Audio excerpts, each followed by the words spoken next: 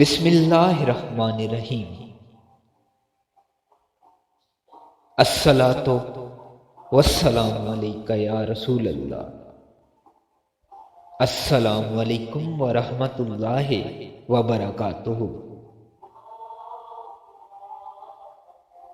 سیدہ عائشہ رضی اللہ تعالیٰ عنہا بیان فرماتی ہیں کہ نبی اکرم صلی اللہ علیہ وآلہ وسلم میرے گھر تشریف لاتے تو پوچھتے کچھ کھانے کو ہے؟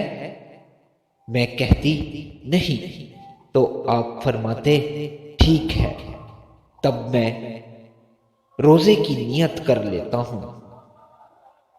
ایک دن آپ میرے پاس تشریف لائے تو میں نے عرض کیا اللہ کے رسول، کچھ تحفہ آیا ہے۔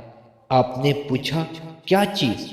میں نے عرض کی کھجور اور مکھن سے بنا حلوہ۔ آپ نے فرمایا میں تو صبح سے روزے سے تھا۔ تب آپ نے یہ کھانا تناول فرما لیا۔